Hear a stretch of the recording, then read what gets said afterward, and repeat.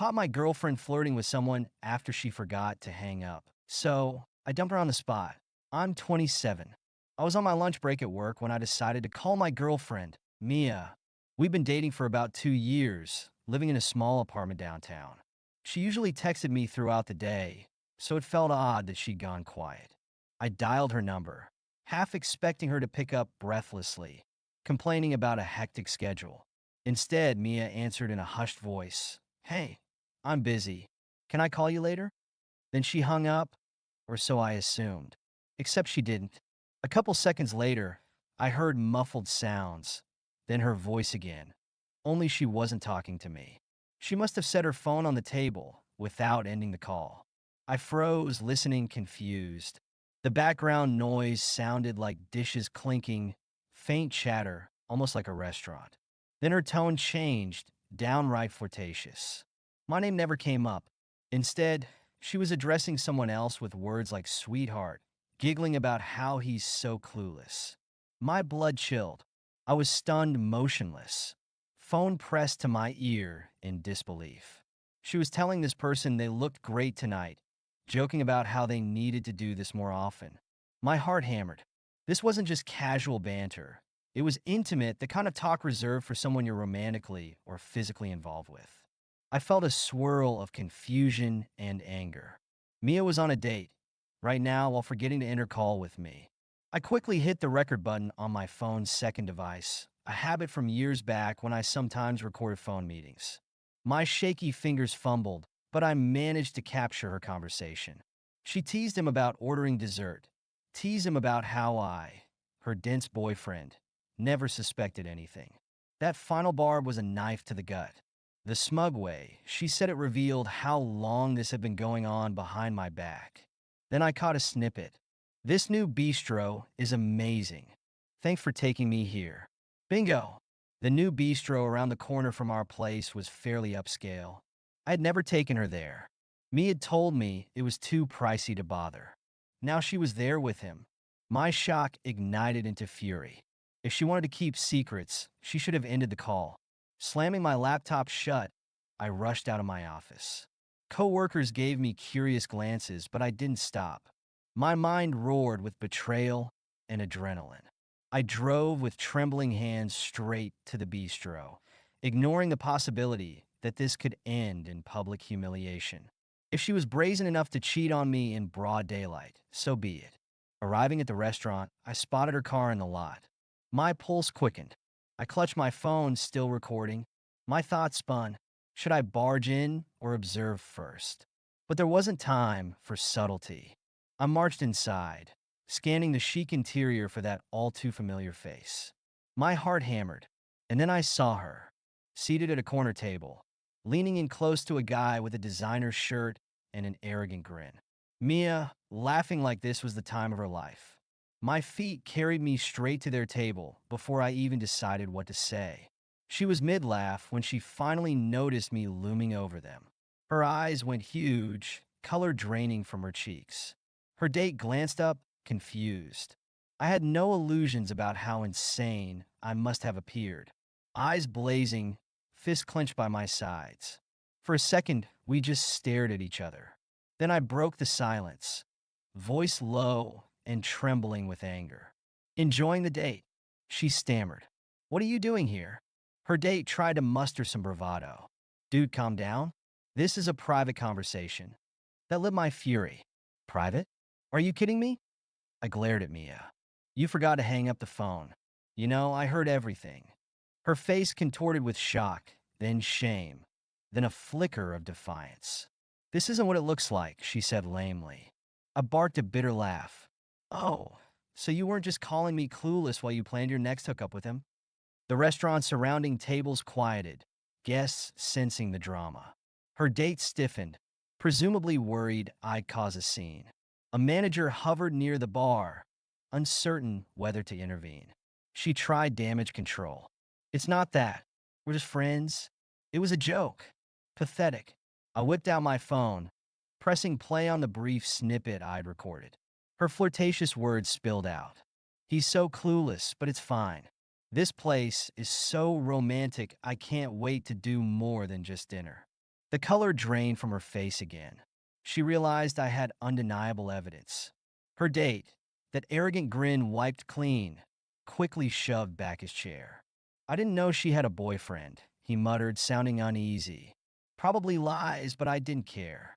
I don't want trouble, he added, backing away from the table. He left her there, effectively ditching her in the middle of this meltdown. Now alone, she looked around, humiliated.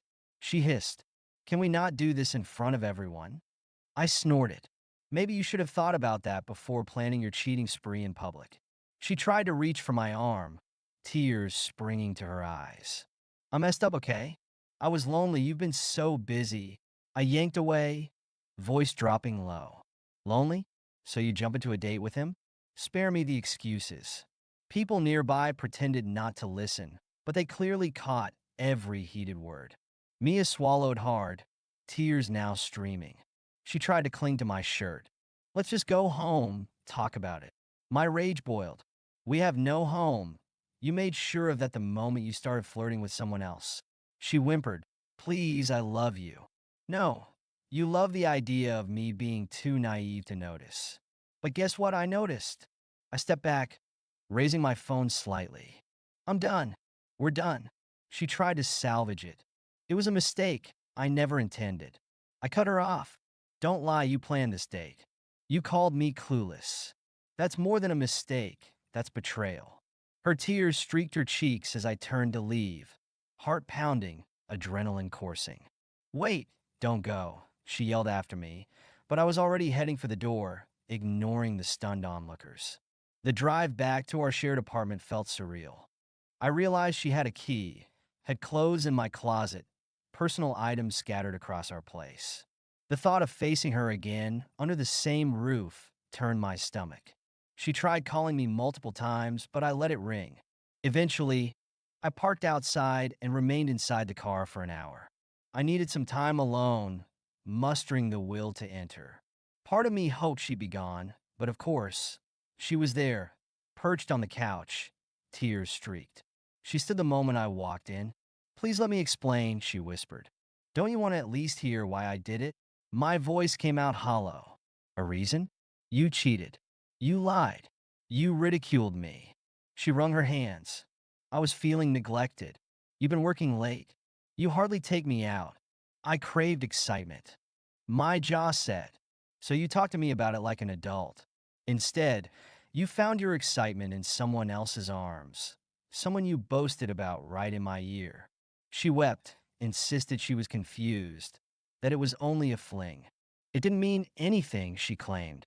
I laughed bitterly, reminded her of how she'd belittled me on that call. "If that's how you act for meaningless things, I'd hate to see you with actual feelings." She whimpered, "I never wanted to hurt you." I snapped, "But you did. This is over. I can't trust you again." Her eyes flared with desperation. "We can fix this. I'll block him. I'll do anything." I shook my head. "No, we're done." I grabbed a duffel bag, started tossing the inessentials, my personal documents, electronics, anything I didn't want her rummaging through. She trailed after me, sobbing, "Don't leave. This is your place too." I paused, turning on her. "You might as well keep it for tonight, but I'll be gone. By the weekend, I expect you out permanently." She squeaked in indignation. "Why me? You can't just throw me out on the street." I fixed her with a hard stare. "I can and I will. We're not married. The lease is in my name. I'm not obligated to keep a cheater under my roof." She changed tactics, anger surfacing. "You'll regret this. I'll tell people you were controlling, that you're the reason I stepped out." I shrugged. "Go ahead. I have recorded proof of your cheating, remember? Let's see who regrets what." Her eyes flicked with fear, aware I had the audio from her phone fiasco. Storming past her, I loaded my bag into my car. "If you have any sense, you'll be gone by tomorrow. Otherwise, I might get a restraining order." She shot me a furious look, but tears returned. She sat down, face in her hands. I forced myself to walk away, ignoring the pang in my chest. Despite my anger, we had built memories together. But those memories were overshadowed by betrayal. That night, I slept in a friend's spare bedroom, unsettled and raw, but certain I'd done the right thing. The next morning, I started taking steps, changed my phone passwords, canceled her secondary card on my bank account. Enough was enough. She had no place in my life now, not after using me as a fallback while dating someone else. But little did I know, she wasn't done with her manipulative attempts. Over the next few days, my phone lit up with messages from Mia. She oscillated between begging and lashing out. Please come back. I'll fix everything. In one text. Then, you're a heartless jerk in the next. I blocked her on social media, but she found ways to contact me via new accounts. She tried guilt-tripping me, claiming she had nowhere to go, that her family lived too far, that I was punishing her for a small mistake. Each message fueled my resolve to stay away. One evening, Mia showed up at my workplace, waiting by the parking lot. The moment I stepped out, she rushed over, tears in her eyes. We need to talk. My co-workers glanced over, sensing drama. I kept my voice low. There's nothing to discuss. You cheated. It's over.